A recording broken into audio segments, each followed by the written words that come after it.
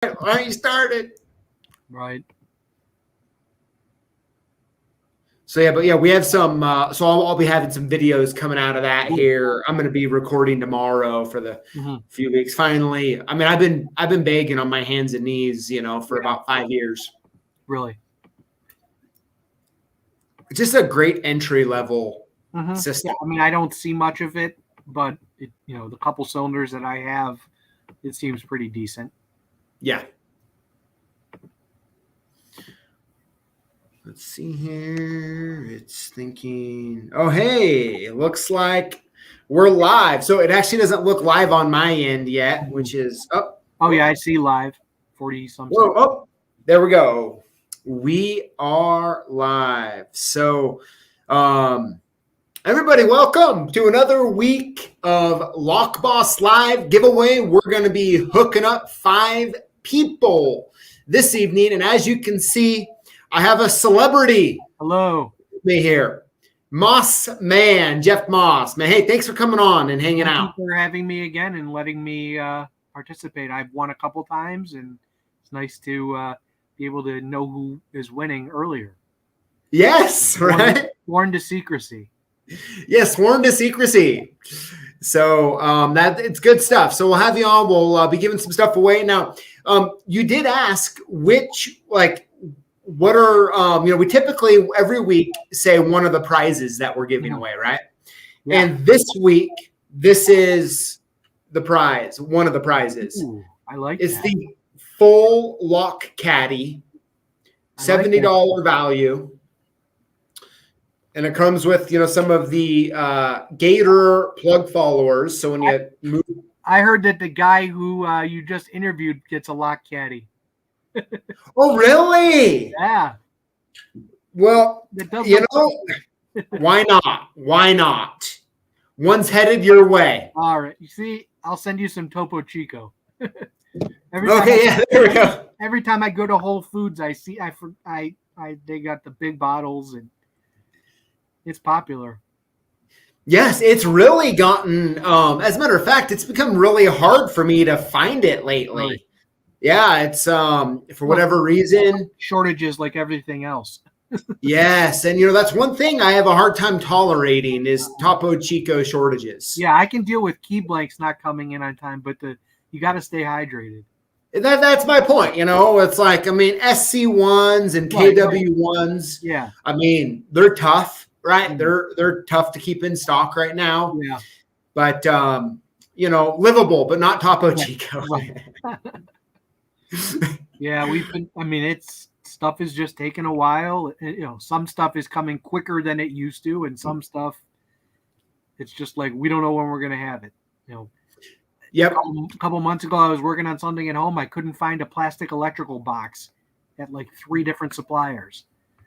Really? Eventually, I found one at the hardware store, but like the common items, some people just can't get them. I needed a torch for my propane tank, little torch. One store was completely wiped out. Somebody else had, a whole case of. So really, yeah. I think it's just everything right now. Yeah. I was talking actually with the key blank manufacturers. Was it yesterday? Mm-hmm. I think it was yesterday, and it's probably looking till the first of the year is what they're saying before we can start seeing some normalcy in brass supply. I know JMA is actually opening up another entire brass plant to help deal with the problems. And the whole jet thing is not helping. Yes, well, yeah, that's a hard. That's a good thing to bring up, right? So with jet essentially ceasing operations.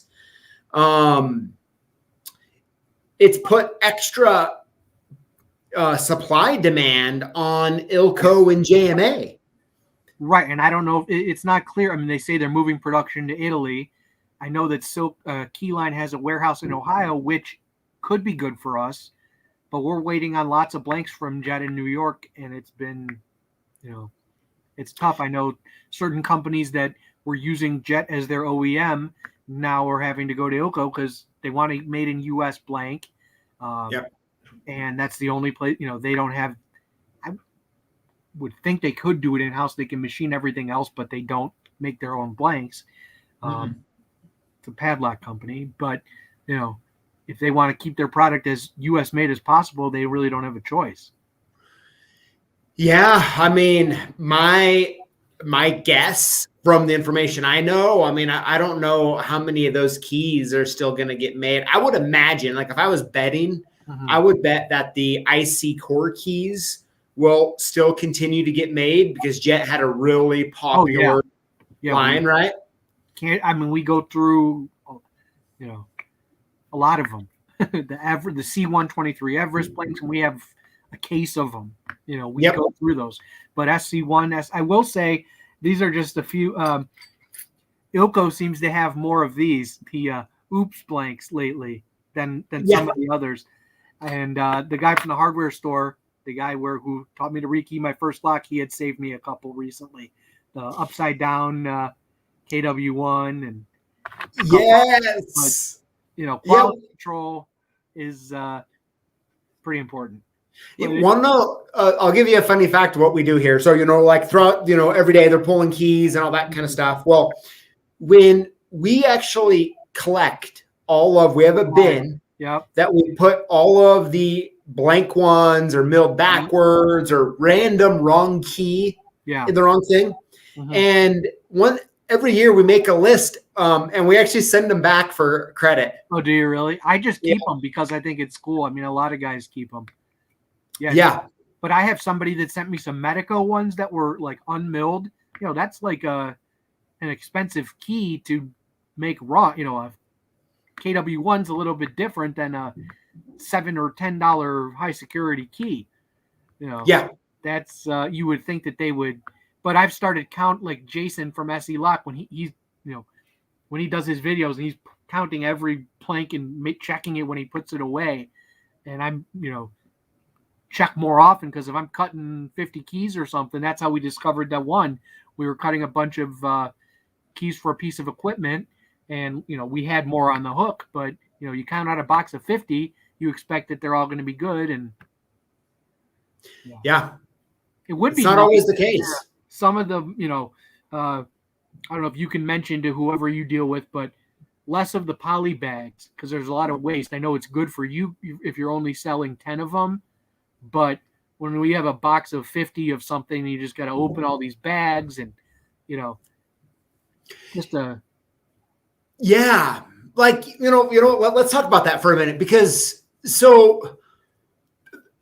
typically, right, if there's a bag of 50 key or a box of 50 keys that are loose, right? Like everyone wants to sell them as a box of 50, right? But people also want to buy, 10s. Right.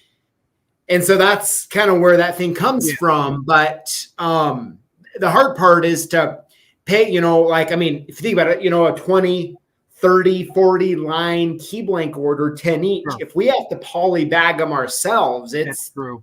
It's tough. Yeah. But you're right. At the same time, there's a ton of waste, right? All that's just going to waste. But if we order 500 KW1s in a box, that's just bulk. But if I order 50 B102s, some of them they're in a bag of 5. Sometimes they're in a pack of 10. I can see it from both perspectives. When you're selling it, because some distributors will not break the bag of 10. Some will, but they charge more. Some have a minimum. I get it. It's all time. It's easier to take a full box off the shelf and we used 2 years ago we would sell like 2 keys or 1 key if someone wanted it, but we had to eventually move away from that to 10 because we'd get these these orders that would literally be 400 keys, 1 of each. And we were just losing crazy amount of money when we're making 20 cents or 15 cents on the key. That's somebody walks in with a giant ring and make one of everything. Like, and today I had when they were I don't know, like 6 or 8 different locks on the same truck, but each one was on like a plastic keychain that was like this big, and then they were all together. So I didn't want to separate, so I just had this giant ball of keys basically, and half of them he already had 2 of, but he wanted to okay. You know, Yeah. Yeah. How is it? Let's talk, at the place that you work on like pricing and stuff. Like, do you get a lot of resistance on your key pricing? not really. I mean, it's funny because I think 3 or 4 people in a row today. I was just at Home Depot and they couldn't do this. Like, and then he bought 8 keys and didn't care about the price. Like something simple, RO3, a cabinet lock blank. We have hundreds of them. There's so many of that, or they just don't make it right. So no, some on the car keys, I'll say we get a little bit of price resistance, but once they realize what the dealer is charging, they usually come back. Yeah. Sometimes they come back within minutes. Sure. Because they're paying. It's hard to compete on the OEM stuff, but I quoted a guy $40 for a Circle Plus key, and he's like, "I'm going to the dealer." Like, they're going to charge you a lot more. I didn't say it. Yeah. And there are a lot of times when somebody will bring in, not all the time, but somebody brings in their own key, and we end up selling them one of ours because we don't guarantee it. So it works in our favor to a degree. Mm-hmm. I mean, their key, it may work, it may not. I can't guarantee it. Oh, but I have one, and I can, or I can get you one in a day that I guarantee it's gonna. If it doesn't work, we back it up. Your key, and unfortunately, a lot of them, there's no way to know until you try to program it. You can't program it until you cut it. So that's, I see that machine back there, that costs money to operate, the high security key machine and all that. You have something dedicated to just one thing, basically, and it gets used a couple times a day, but it's not, like a standard duplicator. People, $30 to cut a high security. Well, then we explain them, it's a special machine. Yep. The blades and whatever, the tooling's expensive. You have to know what you're. But no, I mean, like on the flip keys that we stock, we sell a decent amount of those, and people aren't, because they know most of the time they've already checked with the dealer, so they have that price in their head. And unless it's an OE, if it's a 2021 Kia that they don't make an aftermarket remote for, my price is going to be the same as the dealer. Sure. Maybe even higher. So they don't sell too many of those. But the GM flip keys, the lookalike Ilco remotes, that sort of thing. The Ford remotes, that's easy. But definitely. But generally speaking, on the house keys and stuff like that, there's not too much. People don't really have an issue. I mean, some of this stuff costs more because it costs more. It's a more expensive key. You buy less of them. It's a specialty item, and nobody else has it. I hate to say that, but Yeah, absolutely. I mean, the specialty keys should cost more. They definitely should. Yeah. Now, I'm curious about your thoughts. This is something I like to ask a lot about because I think it's an important issue, is customer provided keys. If a customer brings you a key that, I don't know, maybe they got them off Amazon or maybe from the dealer, right? A lot of dealers don't cut keys, but they'll sell the blank for like $25, Well, yeah. And we have dealers that bring us stuff too. I mean, if it's an OEM part, I'm a lot more confident that it's going to be right. They don't always get it right, but if it's a Amazon special, whatever, I mean, when I first started working there, we didn't have the Smart Pro, so we couldn't program them anyway, so we didn't. But since we got the Smart Pro, we'll copy your key. We give them a form. It says we're not responsible for anything we don't provide. This is what it costs. If it's something simple like I have this decorative blank, pretend this is we charge them $2 to cut their whatever, or somebody. We get a lot of people. I never realized until I do people with classic cars, everything has to match. So having an old or a lookalike B47 key won't work. So they go online, they find an original GM blank, and they want us to copy it. And every once in a while, they get the wrong keyway, so then I'll sell them, the ones that we have. But if it's something like that where that it's just a piece of metal and it's probably going to work, there's not as much of an issue. But we still give them tell them the same thing. The dealers, it's not as much of an issue. But anybody can make a mistake. I do. Sometimes I order the wrong key, Sure. So, when they see what it costs, for me to cut and program it versus me to supply it, and it's not that much of a difference. Like I said, a lot of times we end up supplying it. So the key cost them $10 and we charge $75 to cut and program roughly. Could be more or less. If it's a high security key, it's going to be like $95. So if I supply it, it could be at $125 with a guarantee. So you're talking $30-$40. They might return that key and have us do the whole thing. So it just depends. If it's a Circle Plus key, it's probably going to work. But I've seen ones. I don't know if you've ever seen. It's like a combination of a Circle Plus key and a GM 5-button remote, but it's all in one housing. It's huge. It barely fits in the machine. They are like milled totally off. And we've tried to cut them. You have to it's not worth the effort to like take the blade and punch it out to get it to fit in there. And it's like, that's the kind of stuff that we'll just say no. 100%. Yeah. I actually had a buddy recently who has like I think it's like an 09 or something Chevy truck. Yeah. And, the separate Circle Plus with the remote head. Yeah. And he was like, hey, man, can you get me one of those like 2-in-1s? I'm like, no. Yeah, I tried that. But it didn't. And he's like, I've seen him out there. I'm like, no, man. I'm like, I'm not doing it because I don't want to. But like, you don't want to deal with that. Right? Right.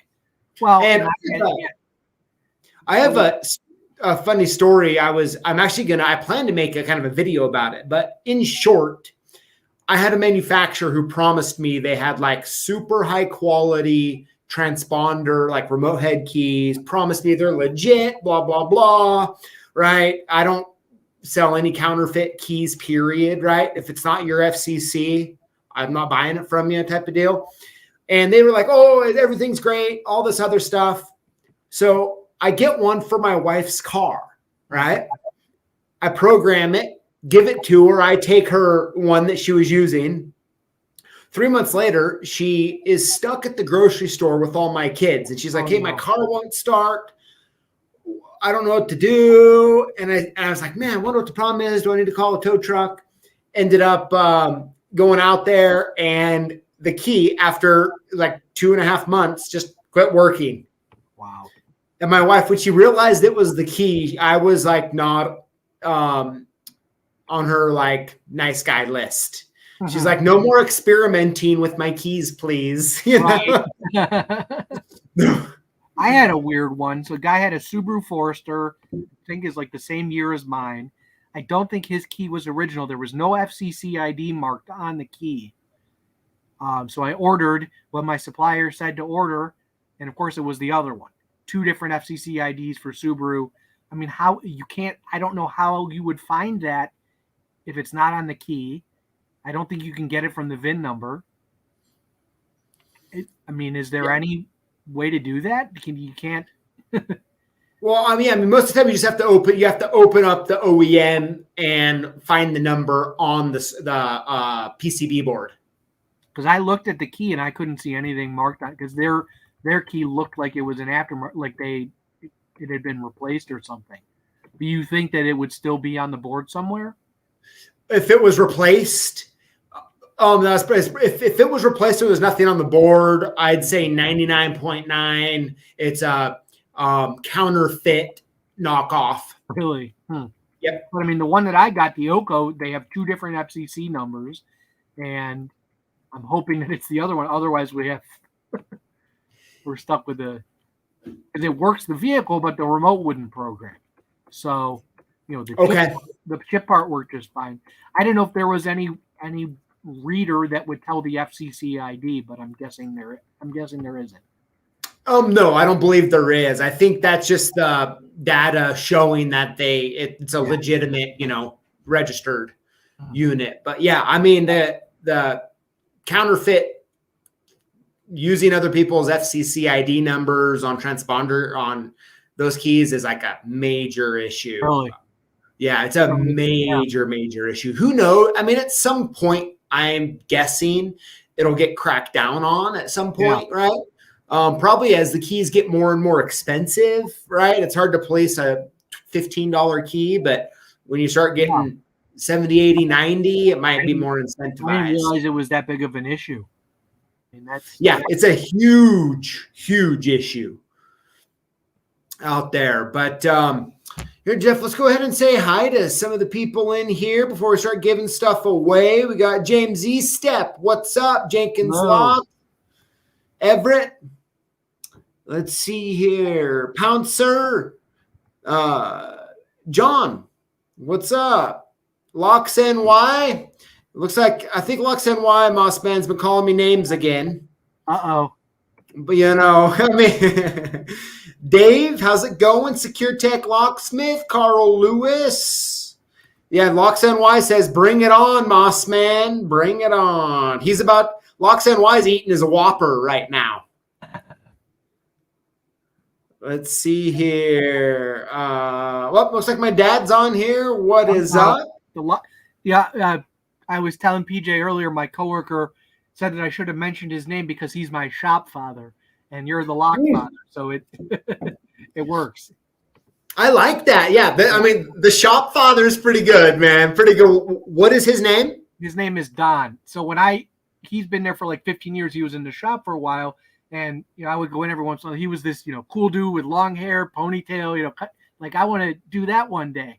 Now I work with him. He's a good dude. Awesome. He helps me a lot.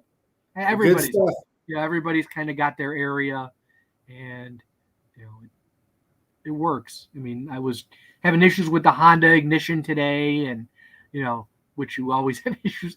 I said to had to take the whole thing apart. The timing was off, so it wouldn't turn. And I said to the customer, the problem is that they the problem is that they last so long. The vehicle outlives the ignition basically. And it had some bent wafers, the split wafers, and there's always issues with those. And I was watching the last thing with Buddy from ASP, and we use a lot of their stuff, and their website I use it often.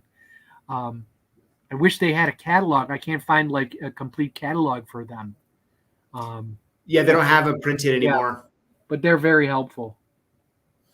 Absolutely. Yeah. That's a good way that's the best way I've heard put those Honda stuff. The vehicle outlasts the wafers. That's a great, can I steal that from you? Absolutely. But I mean, it's just the whole ignition. There's so many moving parts, the locking bar, the solenoid, the whole, Yeah. It's very true. And we had two of them in 1 week. We had two of them in 1 week. So one was actually burglarized, and they pried the face cap was gone from like the indicator that shows on, off, whatever. That was missing, and the cap that covers the keyway. So I was able to get him a whole new cylinder, which they don't sell unkeyed.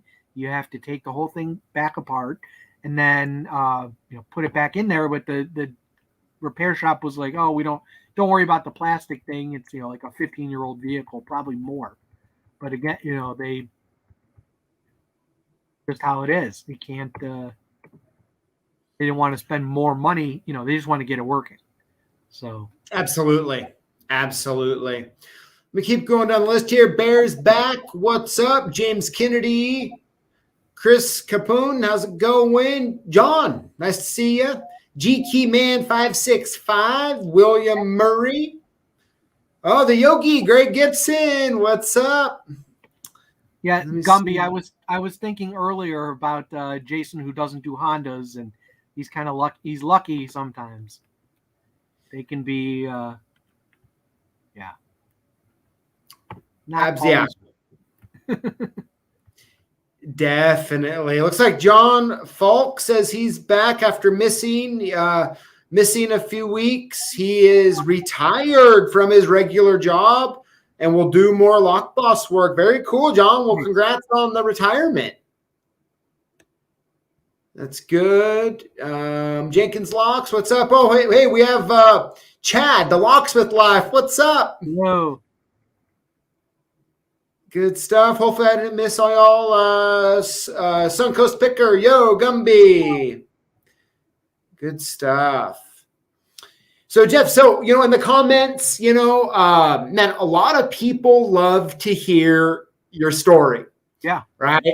And it's a cool one. It's a really, really cool story to, like I said, I mean, for you to have your degree and doing your IT stuff and then transition into locksmithing. I mean, it really says how much you like locksmithing. Yeah. I mean, it's something different every day instead of, 8 hours of the same, I was doing the same thing every day, basically, check this, do this, make sure this is working. It's always different. Sometimes it can be too hectic.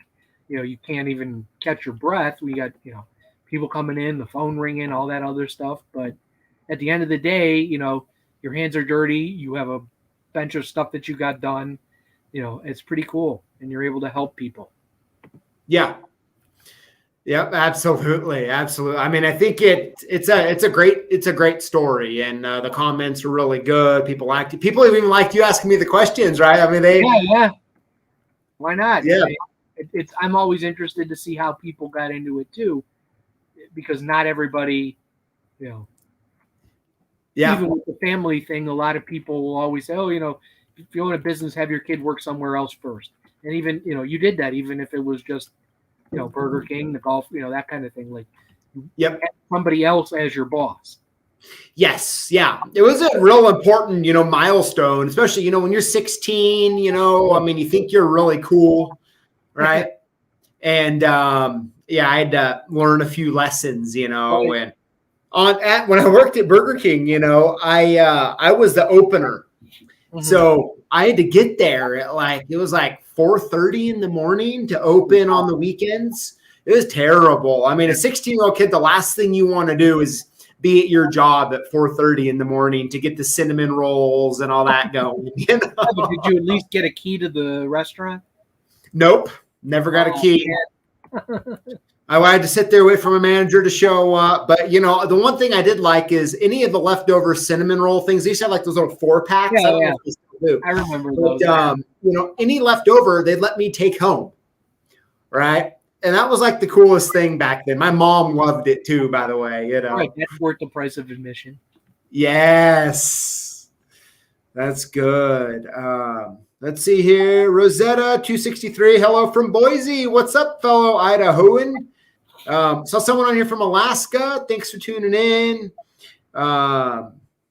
It looks like the Locksmith Life's working on a Range Rover, giving him a headache. No, thank you. Right. Locks NY says, show us your ponytail, Jeff. There isn't one. He's calling me. He's making fun of me for not having a lot of hair. Oh, okay. I missed that one. Hey, you have to leave it to Locks NY. Yes, that's why I have the hat on, so we don't get too much glare. Oh yeah, that's right. Now he's saying, "Show us the shine." He just can't leave you alone. He's picking on you, not me this time, though. I'll send him my Hondas then. Yeah. All the way from New York. Yes, that's good. But yes, we did that. Good stuff. So, well, yeah, Jeff. Hey, we should probably transition here into hooking some people up, huh? Absolutely. Now, before I do, I just want to talk about a couple things really quick. So, besides your video, the other video we released was the "If You're Busy, You're Broke," right? Video, and I give the story of my dad coming to me, telling him to quit the service. He quit giving that national service provider work, and then they later come to him over a year later, and he's getting it for around 40% more than he was. So. People seem to like that story. It's good. And it's just so important to know what your costs are. Yeah. So we did that. And of course, your video. And I tell you what, coming up later this week, I have a video coming out. It's a new type of video where I actually need everyone's help about a product. And I'm trying to figure out, I'm going to leave it at that. But so I have one coming out, and I'm literally sincerely asking for feedback. I need everyone's help on a product. So I'm excited to see what it is. And yeah, we'll see. Oh, you're right. GK Man 565. It was 80% more. Yeah, it was a lot. It was a lot. He was asking for 40% at first. They said no, and then he ended up getting about 80%. It was a cool, fun story. Yeah, that the national account stuff can be yes, interesting. Yes, it can. And and a lot of people have been asking who the national service provider is. Okay. You know where I used to work, so I have to wonder if it was them. It was not. Okay. But I mean, so a lot of people asked, and it's not that we don't want to say it, but we don't want to, we don't want to, I would never want it to come back to my dad is the main reason, right? But I will give you a hint, and I'll let you figure it out from here, everybody, okay? This is the only thing I'm going to say about it. I have 3 daughters, and their names are Addie, Audrey, and Alice. So, I mean, we'll just leave it at that, okay? That's just yeah. We'll just leave it at that. But you liked them so much, you named your kids after them. Yeah. Well, after the first 2, Addie and Audrey, we were like, you know what? If we don't name the next one with an A, like she's gonna feel left out, right? So we figure we just keep it going. Although now I get it messed up all the time and get in trouble. But anyways, Jeff, hey, listen, I just want to, before we get going on the giveaway, I just want to say honestly, thank you for coming on here today. Thank you for coming on for the and talking about your story. It's an honor to be able to share it with the world. And awesome hat, right? For everything you do for the community and use your stuff every day. Awesome. Yeah, thank you. So, and of course, I'm going to be hooking you up with one of these in the mail tomorrow. Right, you're the man. All right. Good stuff. So, with that said, let me go over the rules. Make sure we're on the same page. And then Mossman is going to be announcing this week's 5 lucky winners. So, here we go. Each and every week, we post videos on YouTube. When you comment on the videos and include the hashtag LockBoss, you're automatically entered in to win one of 5 free prizes each and every week here on YouTube. Each contest is standalone Monday through Sunday, and then we announce the winner the following Tuesday here on YouTube. 100% free to enter, no purchase necessary. That's the good stuff right there. So, if we call your name, you'll want to either email us at sales@clksupplies.com or call us at 800-848-6989. We'll make sure we have your shipping address correct. We're going to hook you up like we always do. I think we're pushed over right about 40 grand worth of stuff given away. I haven't looked at the report recently, but I think we're right about $40,000. And that's our cost, by the way. So we're just pumping it, Jeff. We're pumping it. We have no plans of slowing down, man. No plans. It's awesome. So am I going in order on this list, or? So there is no order of them. There were just the 5. So I'm going to save the last one for what we talked about because it fits. Okay. So, cool. Winners this week. Let me know when do I go? Okay, let me just get this prepped here. And the last one. I see what you're saying. I see what you're saying. Good stuff. Okay, so here we go. We'll do a little drum roll, and we'll start hooking people up here. Here we go. Winner number 1 this week is Karam Shazad. Karam Shazad. Congratulations. Very cool. You know what? You've seen me attempt it several times, and I fail miserably. So guaranteed you just did better than me. All right. Winner number 2 is James Eastep. Mr. James Eastep. Congratulations. I know he's on watching, so that's great. All right. Winner number 3. William Cooper. William Cooper. Congratulations. Winner number 4. Cobra Locksmith. Cobra Locksmith, congratulations. And last but not least, winner number 5 of this week's giveaway is Tumblr's Fall Lock Sport. Tumblr's Fall Lock See Sport. if I can share this picture. This is my favorite meme. That's Ralph Wiggum saying, "I'm a locksmith and I retumbled the tumblers." I share that everywhere because it's Yes. so that fits perfectly. I mean, do you think you could show me how to retumble the tumblers? It's part of the master class. Okay. Yeah. I do get asked that at least once a day. Can you retumble? Can you change the tumblers?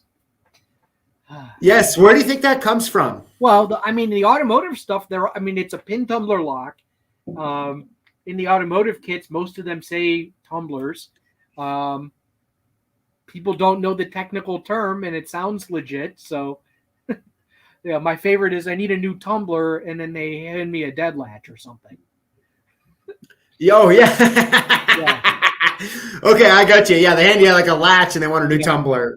Yeah, the regular lock and the regular door with no pictures and no measurements never fails. Good stuff. Good stuff. Well, hey, everybody, thank you for tuning in, hanging out, watching the videos, commenting on them, and including the hashtag LockBoss. Make sure you look forward later this week for a video where I need your help. I hope you guys enjoy.